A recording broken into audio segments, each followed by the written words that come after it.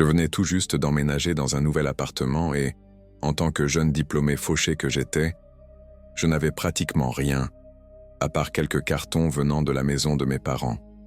C'était agréable d'avoir terminé les études et d'avoir enfin mon propre logement, bien sûr, mais je n'avais même pas de meubles.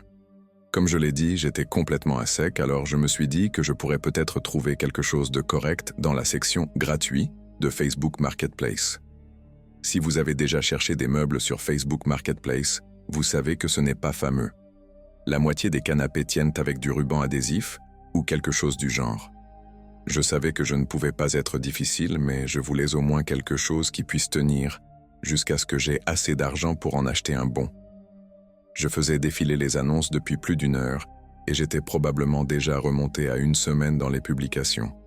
J'ai fait défiler jusqu'en haut et j'ai actualisé la page. À l'instant même où je l'ai fait, une annonce est apparue, intitulée « Canapé neuf, jamais utilisé, gratuit à venir chercher ». L'annonce avait moins d'1 minute et je savais que je devais être rapide si je voulais avoir une chance de mettre la main dessus. Il était en parfait état. J'ai rapidement tapé une réponse au vendeur en lui disant que j'étais prêt à le lui prendre. J'ai reçu une réponse moins de 3 minutes plus tard. « Oui, le canapé est à toi si tu peux venir le récupérer ce soir. Je suis disponible à partir de 21 heures. » Cette réponse m'a un peu mis mal à l'aise. Il était à peine midi, et ce type voulait que j'attende jusqu'à 21 heures pour venir le chercher, bien après le coucher du soleil, mais j'ai ignoré ce détail. Je me suis dit qu'il travaillait peut-être jusque-là ou quelque chose comme ça. Je lui ai donc répondu que ça m'allait, et j'ai attendu. Vers 20h30, je lui ai envoyé un message pour lui dire que j'étais en route. J'ai entré son adresse et j'ai vite réalisé qu'il habitait vraiment au milieu de nulle part. J'habite près des montagnes rocheuses, donc oui, il n'y a pas énormément de monde dans les environs, mais ce type-là vivait vraiment au fin fond de nulle part. Mon GPS indiquait 45 minutes de trajet, alors je suis parti rapidement. Pendant que je roulais, les lotissements se faisaient de plus en plus rares. Mon GPS m'a finalement fait emprunter des routes en terre à sens unique vraiment louches. Environ 10 minutes plus tard, il m'a indiqué que j'étais arrivé. Et effectivement, il y avait là une maison plutôt correcte. Il n'y avait aucune autre trace de civilisation à plusieurs kilomètres à la ronde. D'une manière ou d'une autre, j'avais du réseau et j'ai pu envoyer un message au type pour lui dire que j'étais là. Même pas 10 secondes plus tard, j'ai reçu une réponse qui disait simplement « Ok ». J'ai supposé que c'était sa façon de me dire qu'il était prêt, alors je me suis approché de la porte d'entrée. J'ai frappé et quelqu'un a répondu d'une voix étouffée « La porte est ouverte. Entre ». D'après le son de la voix, on aurait dit que la personne se tenait juste derrière la porte. J'ai ouvert la porte et jeté un coup d'œil à l'intérieur avant d'entrer. J'ai immédiatement réalisé à quel point la situation était étrange. L'endroit était plongé dans le noir total, pas une seule lumière allumée. C'était avant que tous les téléphones portables aient une lampe torche intégrée, donc la seule chose qui m'aidait à voir était la lumière de la lune qui entrait par l'une des fenêtres. J'ai crié un « bonjour » et j'ai entendu quelqu'un me répondre depuis une porte ouverte sur ma gauche. Je pouvais dire qu'elle menait au sous-sol. La voix a dit « Descends ici, j'ai le canapé prêt à être déplacé ». À ce moment-là, j'étais complètement sur les nerfs. J'ai répondu « Non, non, ça va, je dois y aller ». Je me suis retourné. J'ai ouvert la porte d'entrée à la volée et j'ai couru jusqu'à ma voiture. Je l'ai déverrouillée, je suis monté à l'intérieur et j'ai aussitôt reverrouillé les portes. Avant de partir, j'ai jeté un dernier regard vers la maison. Personne ne m'avait poursuivi, mais à travers l'une des fenêtres, je pouvais distinguer les silhouettes sombres de 4 hommes différents, immobiles, en train de regarder ma voiture. À ce moment-là, j'ai filé à toute vitesse et je suis rentré directement à mon appartement. Une fois arrivé, j'ai vérifié mon téléphone et j'ai vu que j'avais 3 nouveaux messages provenant du numéro du type. Le premier me demandait pourquoi j'étais parti, le second si je voulais toujours le canapé, mais c'est le troisième qui me perturbe le plus. Il disait simplement « Tu as de la chance ». C'est de loin l'expérience la plus troublante de toute ma vie, et depuis, je n'ai plus jamais utilisé Facebook Marketplace ni quoi que ce soit de similaire. Aujourd'hui encore, je suis convaincu que ces hommes dans cette maison, cette nuit-là, n'avait jamais eu l'intention de me vendre un canapé.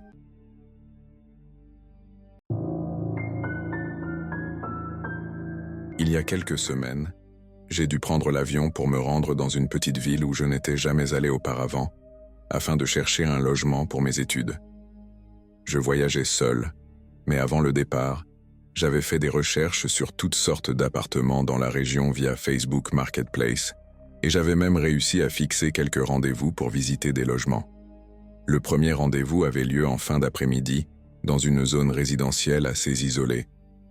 Le propriétaire semblait correct par email et m'avait demandé de l'appeler 1 heure avant le rendez-vous pour confirmer que je venais. C'est donc ce que j'ai fait. Je l'ai appelé 1 heure avant, mais il n'a pas répondu. J'ai décidé de commencer à marcher vers la maison en espérant que le propriétaire arriverait d'ici là.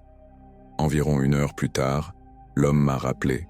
Il m'a demandé si je venais toujours, ce à quoi j'ai répondu « Oui, je suis même à environ 5 minutes ».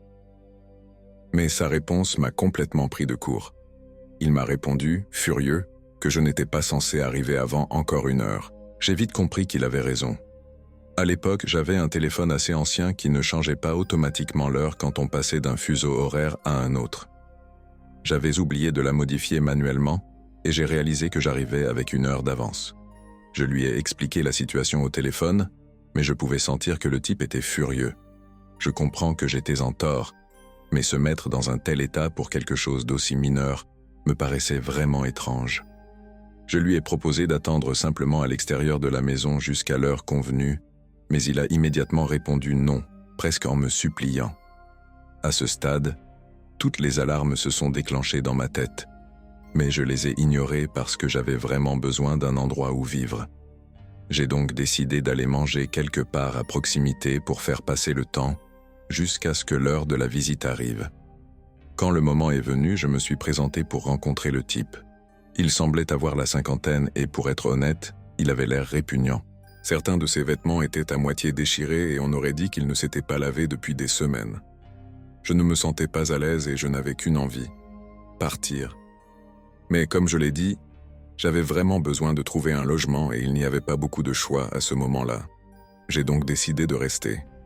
Pendant que je discutais des détails de la maison avec lui, je n'ai pas pu m'empêcher de remarquer qu'un homme sortait de la maison par une porte à l'arrière.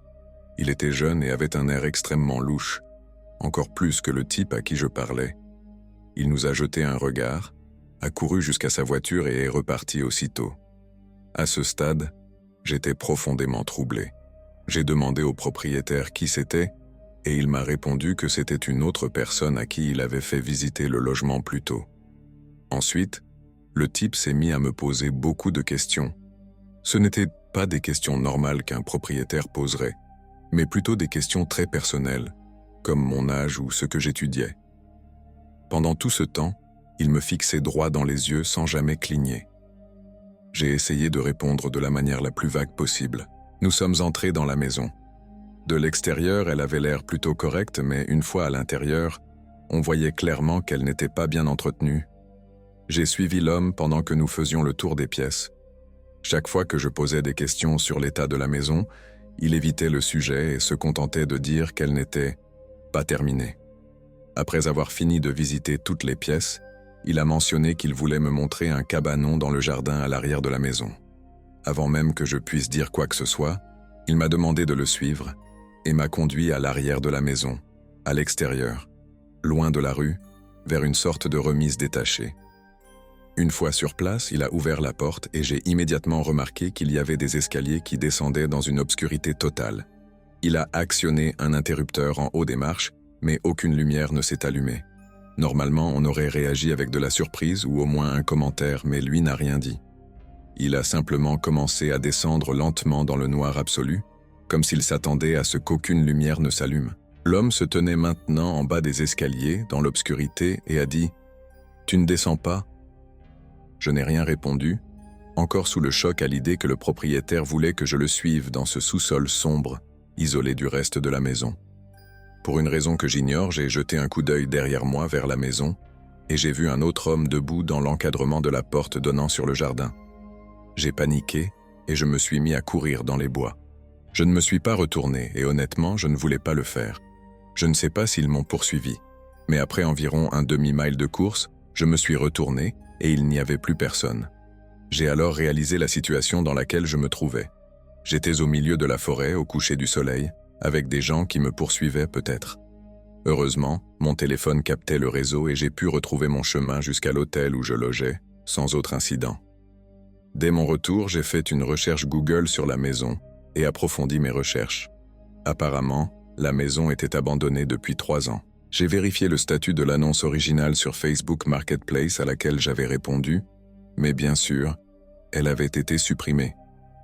J'ai hésité à appeler la police pour signaler la situation, puis j'ai finalement renoncé, me disant qu'il n'y avait sans doute pas grand-chose qu'ils pourraient faire. J'imagine que les hommes que j'ai rencontrés ce soir-là étaient un groupe de personnes sans domicile fixe, avec des intentions inconnues. Quoi qu'il en soit, toute cette histoire était extrêmement troublante.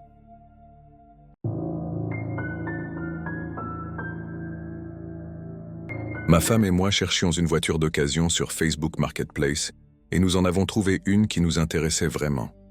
C'était honnêtement une très bonne affaire et dès que nous l'avons vue, nous avons envoyé un message au vendeur pour lui dire que nous étions intéressés. Le vendeur semblait tout à fait normal par message et nous avons convenu de nous retrouver sur le parking d'un centre commercial, un lieu public. Il a dit qu'il ne serait disponible qu'après sa journée de travail, à 17h, alors nous avons fixé la transaction à 17h30.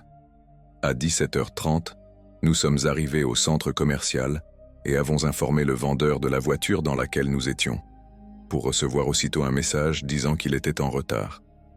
Ce n'était pas un problème pour nous, et nous avons pensé que ce serait seulement une trentaine de minutes. Nous avons tous les deux convenu que ce serait une bonne idée d'entrer dans le centre commercial et de manger quelque chose à l'aire de restauration en attendant.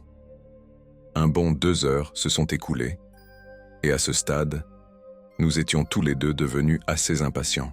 C'est à ce moment-là que nous avons reçu un message disant que le type serait bientôt au centre commercial. C'était à la fin de l'automne, il faisait déjà sombre, et nous commencions à nous inquiéter que le centre commercial ne soit plus très fréquenté bientôt. Un peu plus tard, le type nous a envoyé un message disant que nous devions le rencontrer à un autre endroit, à environ 30 minutes de là, dans un quartier plus difficile de la ville. J'ai cherché l'adresse et découvert qu'il s'agissait d'une station-service juste à côté de l'autoroute. Ce qui a attiré mon attention, ce sont les horaires. Ce n'était pas une de ces stations ouvertes 24 heures sur 24, et elle était déjà fermée. Ma femme a fait remarquer à quel point toute la situation envoyait de nombreux signaux d'alerte, mais honnêtement, tout ce à quoi je pensais, c'était à la voiture et à la bonne affaire que nous avions trouvée, alors nous les avons ignorés. Nous avons envoyé un message pour dire que nous serions là dans 30 minutes et sommes partis du parking du centre commercial pour nous diriger vers la station-service. Une fois arrivés, nous nous sommes garés sur le parking et avons vite réalisé à quel point toute la zone était morte. Il n'y avait que quelques véhicules garés. Après environ 1 minute, ma femme a repéré la voiture. Effectivement, la voiture était bien là, mais elle semblait dans un état bien pire que sur les photos originales de Facebook Marketplace. Elle était garée dans un endroit très sombre du parking, tout au fond. J'ai commencé à m'en approcher en voiture, puis je me suis arrêté net. Ma femme m'a regardé, confuse, mais je le jure, j'avais remarqué quelque chose. Je suis sorti de la voiture, et c'est là que mes soupçons ont été confirmés. Il y avait une herse à clous posée en plein milieu de la chaussée, exactement à l'endroit où j'aurais dû passer pour me garer à côté de la voiture. À ce moment-là, j'ai su que quelque chose n'allait pas. Je suis remonté dans la voiture, j'ai fait marche arrière, et je suis reparti par le même chemin. Une fois rentré chez moi, j'ai signalé toute la situation à la police.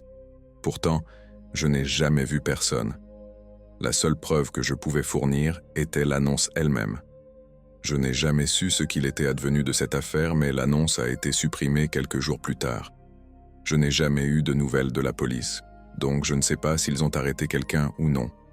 Quoi qu'il en soit, cette situation m'a rendu beaucoup plus prudent lorsque j'utilise des services comme Facebook Marketplace.